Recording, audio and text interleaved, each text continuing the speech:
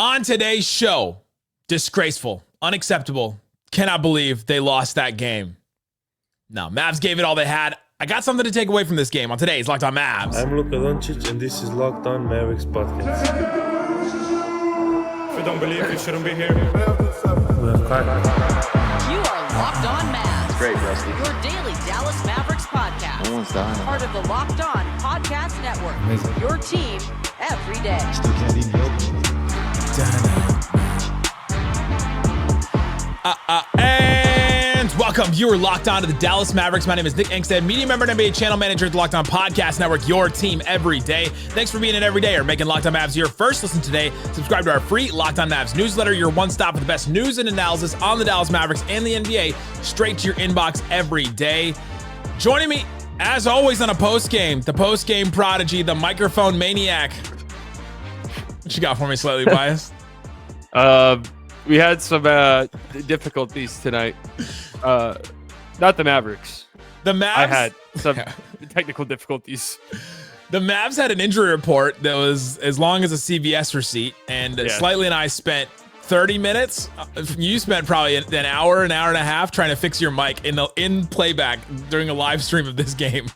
Yes, it was quite the adventure because we had about 200 audio experts in the chat telling us a bunch of different things, and we tried it all, and we're still waiting for a solution.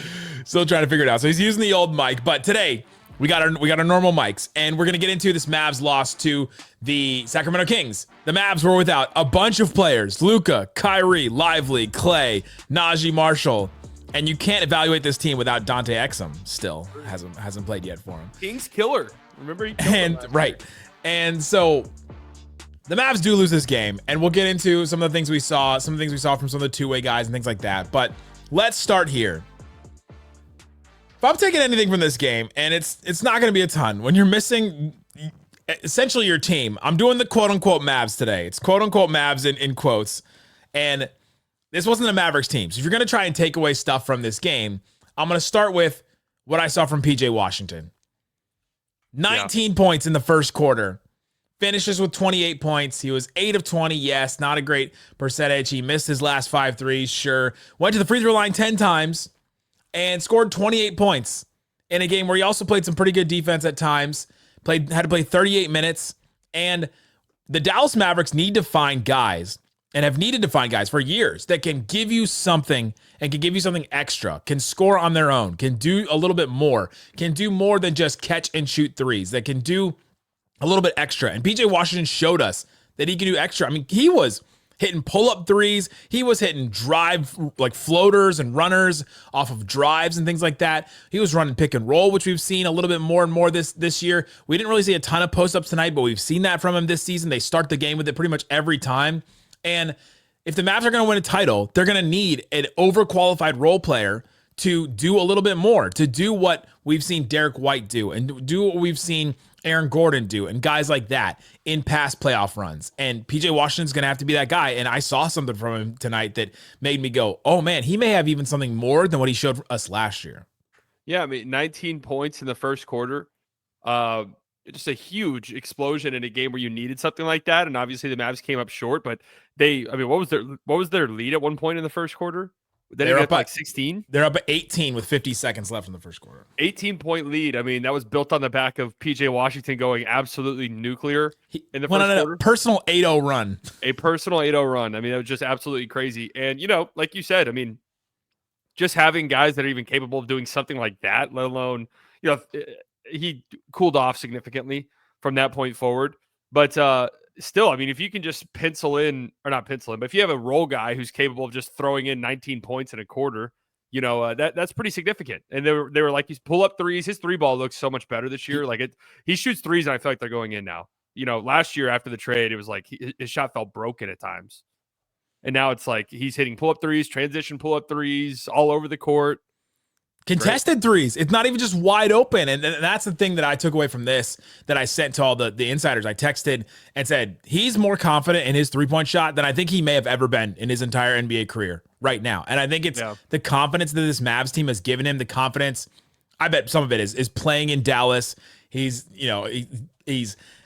secure in his, relationship, and he's going to be a dad, and there's all kinds of different things in his life, but also just the way that this team has supported him, the way that this team has empowered him, has gotten into an NBA Finals, and like that has given him so much confidence. So we're seeing him more and more. We're seeing that swagger. We're seeing he was talking smack to Malik Monk in the middle of the Mavs losing this game in the second half.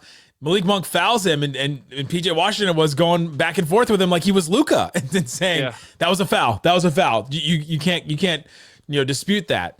And to see that from PJ Washington, who is, I don't know, the fourth best starter for the Mavericks, the third best. We talked about he's the third most important player, but as far as a scorer, he's like their fourth, fifth best scorer on the team. To see him have a game like this, and even like you said, the word that I liked that you said was capable. Even just to see him be capable of a game like this is a positive for me. The Mavs were never supposed to win this game.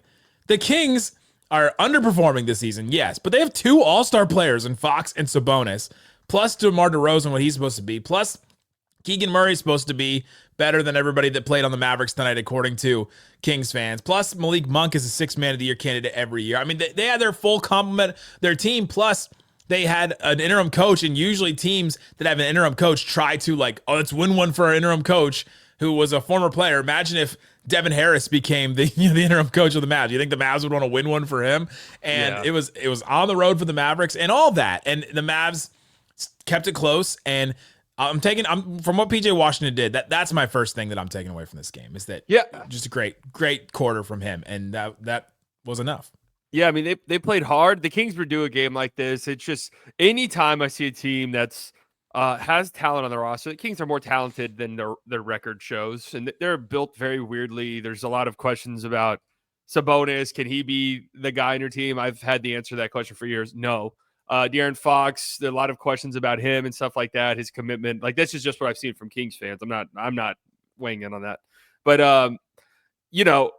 6-game losing streak. Their coach got fired over the weekend. They're going to have games where they lock in and just get it going. And they went on a couple of huge runs in this game, and the crowd was really getting into it. And you could tell that they were feeding off of it. So this was always going to be a tough one, regardless of how many games in a row the Kings lost. And then whenever you're missing Luka, Lively, Naji's out, Kyrie's out, Klay. Klay is out. That's right. Yeah, I mean, that's just a really difficult game to win in, and they fought. I mean, they really did. They played well. They have their limitations in a game like this, obviously, from a talent perspective. But you can't be mad at the way they pplayed, honestly. For a big chunk of this game, the Mavs offense was being run by their two-way guys. Jason Gortman, Brandon Williams, and, throw Jaden Hardy in there. Their end of the bench, guys that you don't expect to play. The offense was being run through them. That's why they couldn't score a lot in this game. Coming up, I want to talk about Spencer Dinwiddie because he showed me something in this game too. Think about where we were with Spencer Dinwiddie at the beginning of the season to where we are now. Let's talk about him and more coming up. If you don't believe, you shouldn't be here. Today's episode of Locked On Mavs is brought to you by Rocket RX. Today's episode is brought to you by Rocket RX because if you're ready to boost your confidence, take control in the bedroom, Rocket RX has the solution. Imagine feeling more prepared and performing at your best. Imagine that. Imagine the Mavs were more prepared and they were playing at their best in this game. Rocket RX makes it simple and stress-free. Check out the FDA-approved treatments for erectile dysfunction at a lower cost than branded alternatives. No more uncomfortable doctor's visits and pharmacy trips. Everything is delivered straight to your door in discreet, plain packaging. That's the thing you want to avoid of all of this. You don't have to go to a CVS or a Walgreens and walk in and have to order it, and then maybe they call it over the loudspeaker. I mean, you don't want to have to deal with that. With Rocket RX, you'll get trusted care from a real U.S. clinical team, complete with a quick 100% online consultation, and you can get your free prescription today. Visit Rocket RX to get started now. Only takes 2 minutes. Right now, our listeners can get 40% off your first order with the code LOCKEDONNBA. That's rocketrx.com. Code LOCKEDONNBA for 40% off your first order. 40%.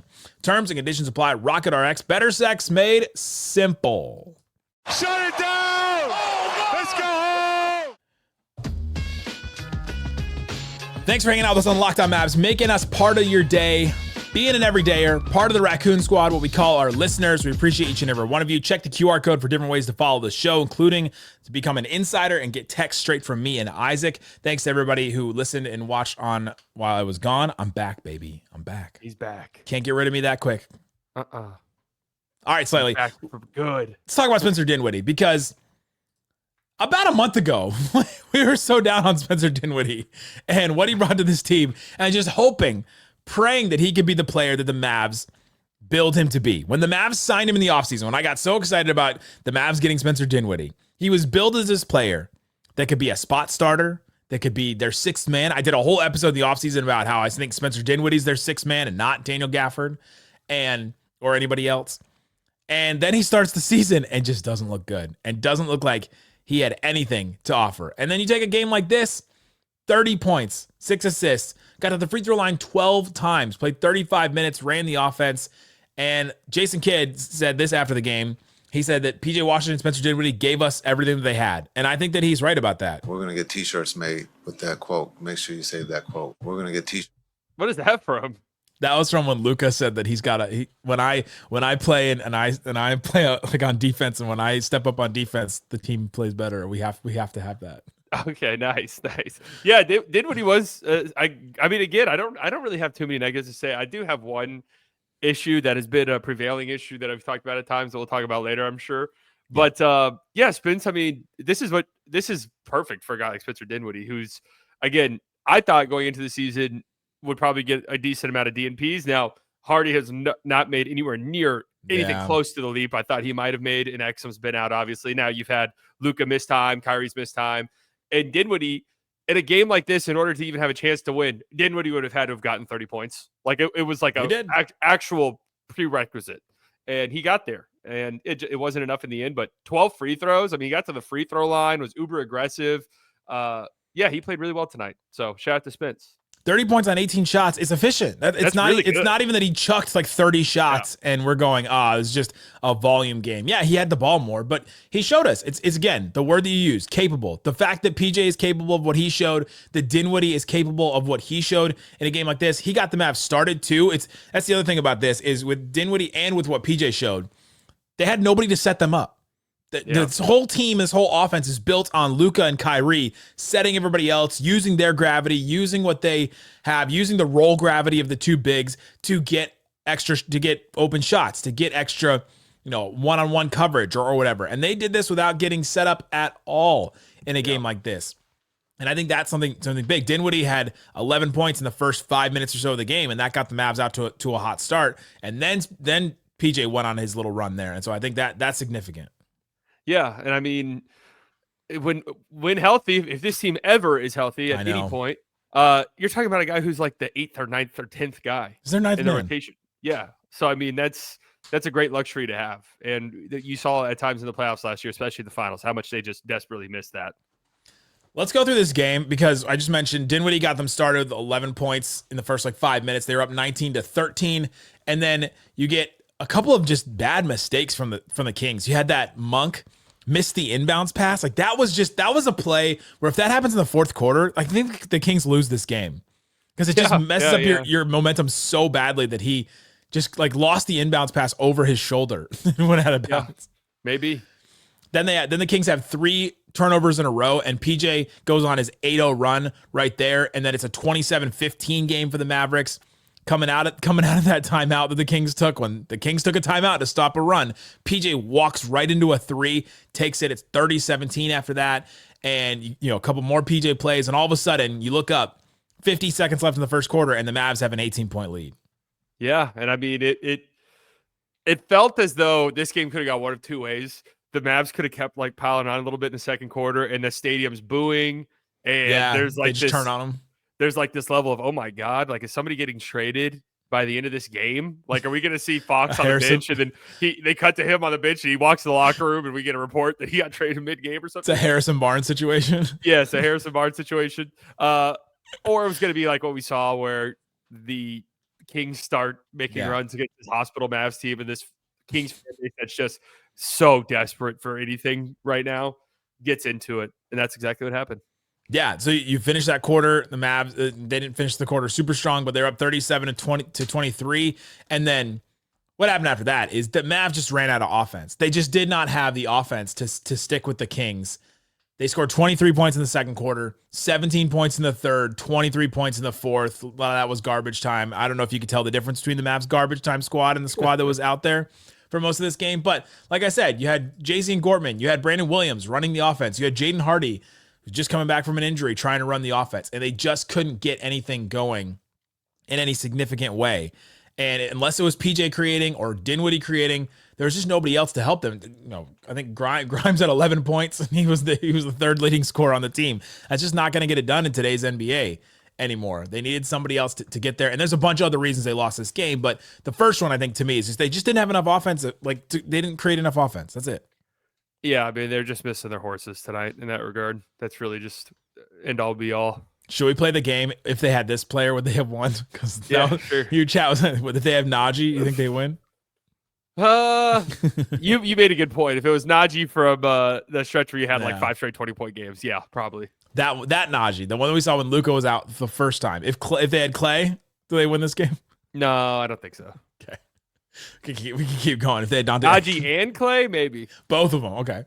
Kyrie for sure. I mean, Kyrie, yes. Shout out to Klay Thompson for being another Maverick to be out with illness, another one. And for Naji Marshall, as soon as the Klay announcement came that he was out with the illness, Naji Marshall tweeted, it's not me.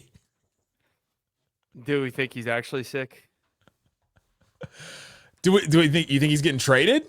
No, I'm wondering if this was just should I pull out the conspiracy music? No conspiracy theory. Okay, whoa. The conspiracy theory is I don't know if there's a team that takes the regular season less seriously than the Mavs. Honest to God, around the league, I do not know if there's one that takes the regular season less seriously than the Dallas Mavericks. They punted this game. I mean, they full stop. They punted just totally punted it. They completely punted it. I mean, absolutely, they did. Now, we can talk about whether that's a good thing, bad thing. Should we care? Should we be mad or not? But they did. I mean, Kyrie set the game out. He could have played. Okay. Is it a good thing or a bad thing that they punted this game? So this was something when we had our preseason stuff where I was like, I just don't know. Like with the Luka MVP, we were like, I don't know if this team is going to take getting mid 50 wins seriously enough. Yeah. Like they made had 2 deep playoff runs as the 4 seed and the 5 seed, both being around 500 at the trade deadline. Like they've seen firsthand in 2 of the 3 years since kids been here, as long as we're like 500 at the trade deadline, we'll be fine. Or we won't be fine. But if we are fine, then we're making the conference finals. Like, it's just statistically speaking, I'm swinging for the fences. This is the thing about Jason Kidd, and this is the thing about Kidd that I've learned, and I learned last year, that has changed the way that I evaluate and analyze how Jason Kidd coaches a basketball team. He is okay if this team punts stuff. He will punt the playoffs. He did it 2 years ago. He punted the ability to go to the playoffs because he was like, if we're not gonna be good enough to win a playoff game or a series or win a play-in game, if we're not gonna be competitive at all, then I'll just let this team fall, right? Yeah. And I think that he wants to sink. He has the sink or swim mentality for his teams. You're gonna sink or swim. 3 years ago, they went to the Western Conference Finals. That team swam. That team made it. They stepped up, like you said, made a run after the All-Star break.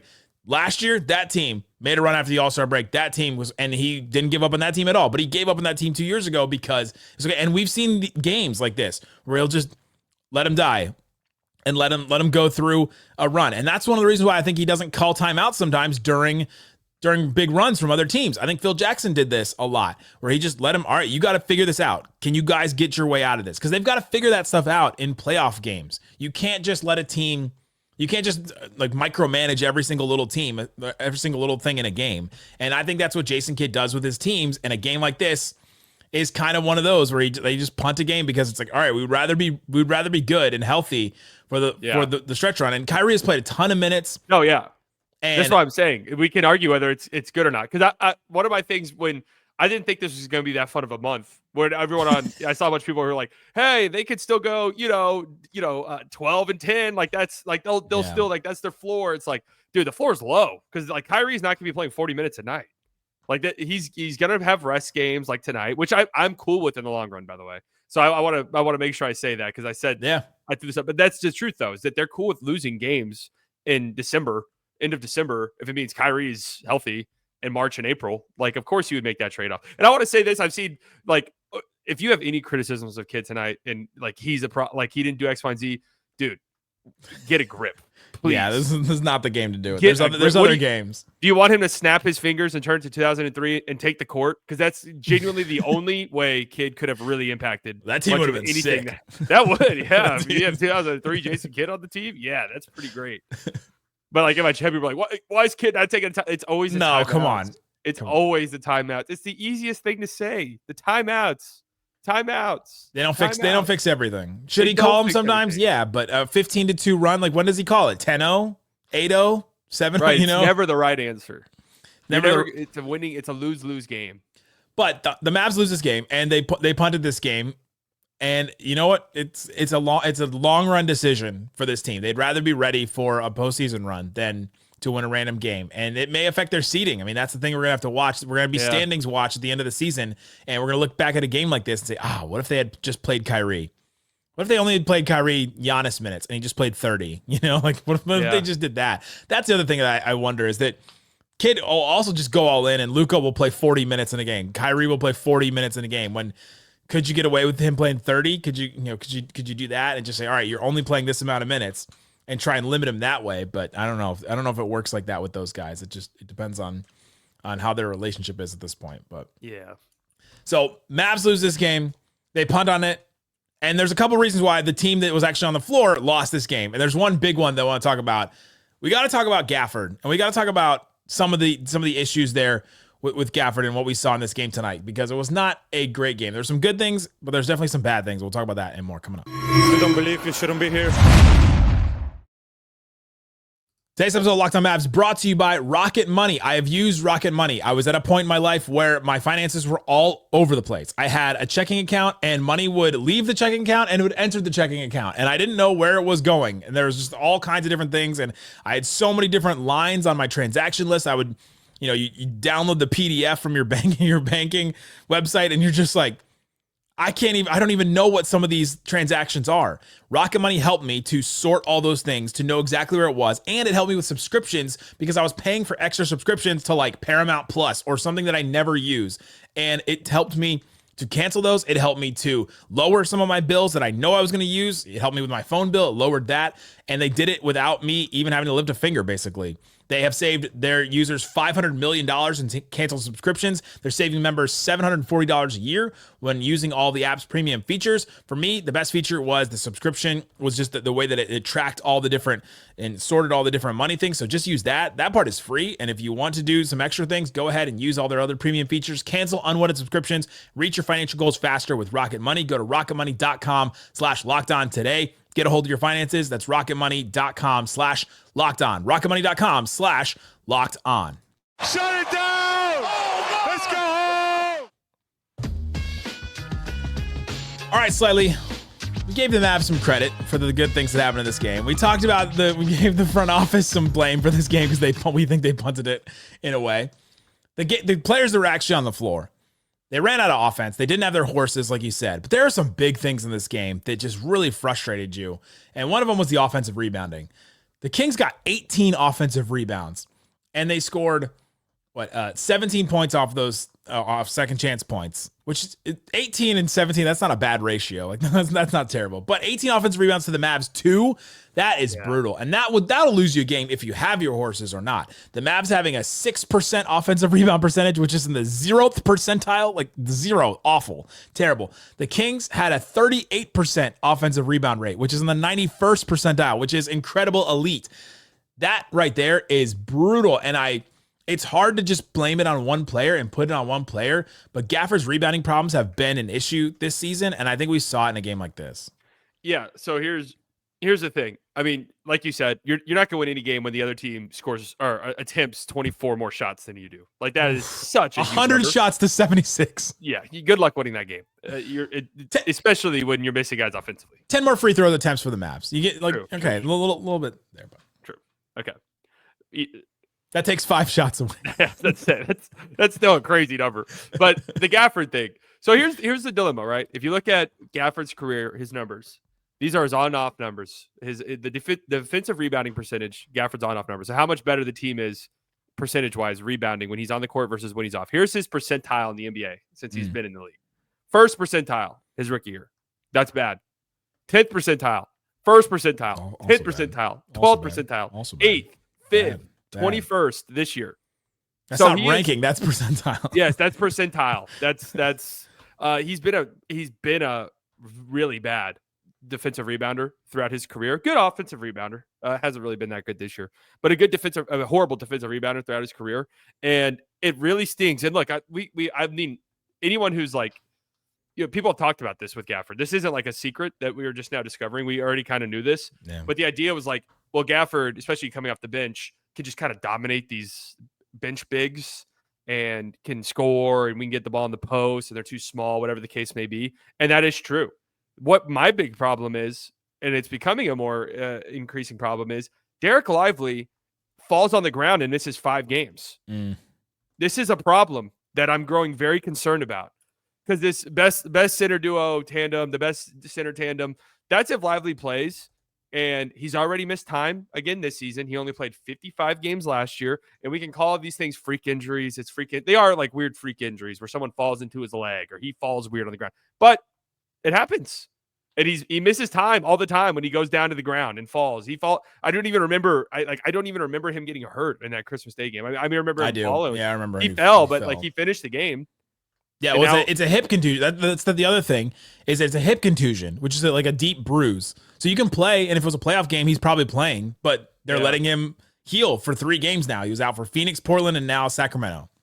And this is now the second stretch this season where he's going to have missed 3 or more games in a row. And so, that's my main takeaway is like, yes, we could say this about Gafford, but I mean, we already kind of knew this stuff about Gafford, but the idea was, well, if Gafford's coming off the bench and then you have Lively, like all these problems they just work themselves out.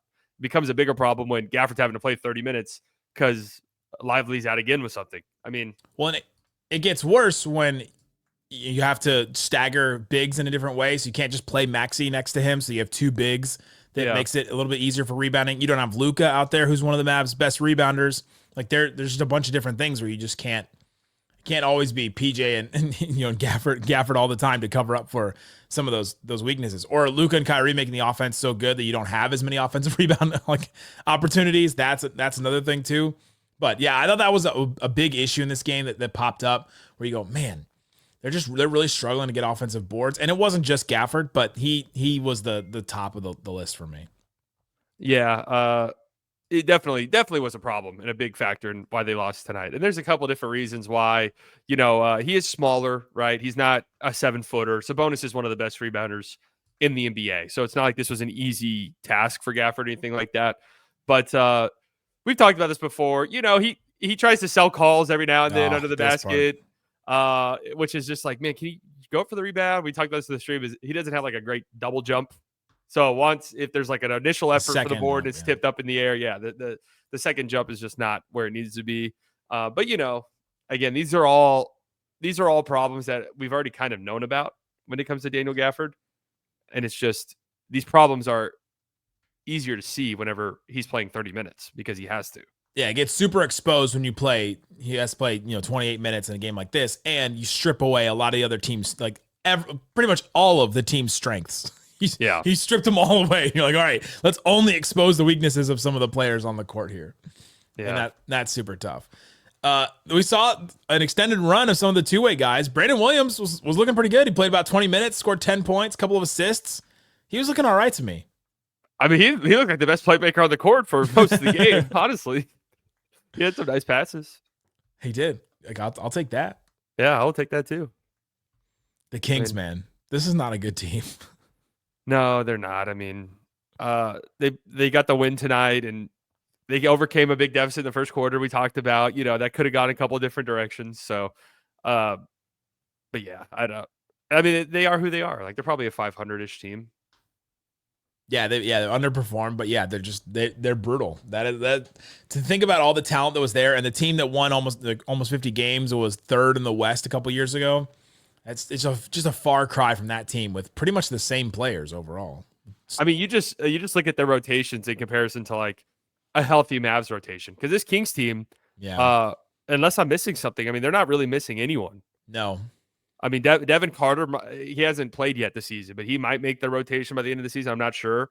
But you just like they got Trey Lyles out there for extended run. Alex Lynn's their backup center. Like that's just Kevin Huerter's been dreadful this season. Keegan Murray has been dreadful. At least their, what their expectations for him are and what they need him to be. It's just not. And Trey Lyles popped off tonight, but he's like a key rotational player. And you look at the landscape of the West, and it's just like, if that's your 8th or 9th guy, you're probably in some trouble. Yeah, if he's your maxi, that's fine. Yeah. But he's not. He's their 2nd or 3rd player off the bench or 1st player off the bench. Yeah. So, I mean, tough. It is what it is. Tough. Do you think if you're Keegan, like the Keegan Murray's had such a bad season, if I would honestly consider if I were him going to the PA announcers, be like, hey, can we cut the Keegan Murray chant, please? Yeah. Anytime Keegan Murray hits a shot, the PA announcer goes Keegan, and the whole crowd goes Murray. Yeah, it's like it's almost patronizing at this point. That's great when you're hitting like 6 shots a game and scoring 15 points and your team's winning. But this year he's making 4 shots a game. Team's not winning. Yeah, when you make your second shot like the 4th quarter, it's like it doesn't hit the same.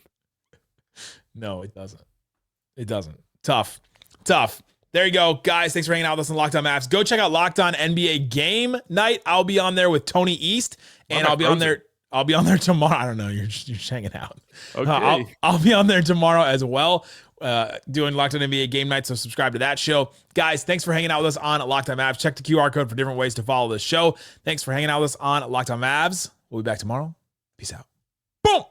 Boom. Why am I frozen?